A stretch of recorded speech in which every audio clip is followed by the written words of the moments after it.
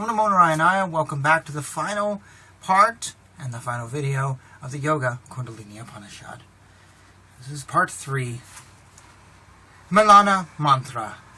Hrim Bam Sam Pam Pam Sam Ksham. The lotus-born Brahma said, O Shankara, among the new moon and the full moon, which is spoken of as its mantra sign, in the first day of the lunar fortnight and during the new moon and full moon days, it should be made firm, and there is no other way or time. A man longs for an object through passion and is infatuated with passion for objects. One should always leave these two and seek the stainless. He should abandon everything else which he thinks is favorable to himself, keep the manas in the midst of Shakti, and Shakti in the midst of manas. One should look into manas by means of manas. Then he leaves even the highest state. Manas alone is the Bindu, the cause of creation and preservation. It is only through manas that Bindu is produced, like the curd for milk. The organs of manas is not that which is situated in the middle of Bandhana. Bandhana is there where Shakti is between the sun and moon. Having known Sushumna and its piercing and making the Vayu go in the middle, one should stand in the seat of Bindu and close the nostrils. Having known Vayu, the above-mentioned Bindu, and the Shattva Prakriti, as well as the 6 chakras, one should enter the Sukha Mandala. There are 6 chakras. Muladhara is in the anus, Savidhistana is near the genitals, Mani Paraka is in the navel, Anahata is in the heart, Visuddhi is at the root of the neck, and Ajna is the head between the 2 eyebrows. Having known these 6 mandalas, one should enter the Sukha Mandala, drawing up the Vayu, and should send it upwards. He who practices this control of Vayu becomes one with Brahmanda. He should practice Vayu, Bindu, Chitta, and Chakra.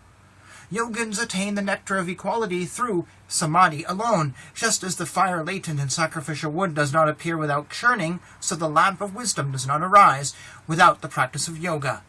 The fire placed in a vessel does not give light outside. When the vessel is broken, its light appears without. One's body is spoken of as the vessel, and the seat of that is the fire within. And when the body is broken, through the words of a guru, the light of Brahmajnana becomes resplendent. With the guru as the helmsman, one crosses the subtle body in the ocean of samsara through the affinities of practice. That power of speech which sprouts in para gives forth 2 leaves in Pashyanti, buds forth in Madhyama, and blossoms in Vaikari. That power of speech which has before been described reaches the stage of the absorption of sound, reversing the above order. Whoever thinks that he who is the great Lord of that power of speech, who is the undifferentiated and who is the illuminator of that is self, whoever thinks over this is never affected by words, high or low. The 3 aspects of consciousness, Vishva, Tejasa, and Prajna, the 3 Virat, Hiranyagarbha, and Ishvara in the universe, the egg of man, and the 7 worlds, all these in turn are absorbed in Pratyagatman through the absorption of their respective upadhis. The egg, becoming heated by the fire of jhana, is absorbed with the cause into Paramatman. Then it becomes one with Para Brahman. It is then neither steadiness nor depth, neither light nor darkness, neither describable nor distinguishable. Sat alone remains. One should think of Atman as being within the body like a light in a vessel. Atman is of the 3 dimensions of a thumb, is a light without smoke and without form, and is shining within the body, and is undifferentiated and immutable.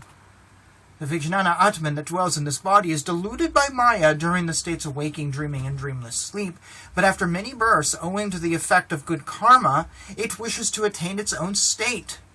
Who am I? How has this stain of mundane existence accrued to me? What becomes in the dreamless sleep of me who am engaged in business in the waking and dreaming states? Just as a bale of cotton is burnt by fire, so the Kshidabhasa, which is the result of non-wisdom, is burnt by the wise thoughts like the above, and by its own supreme illumination. The outer burning of the body is done in the world, is no burning at all.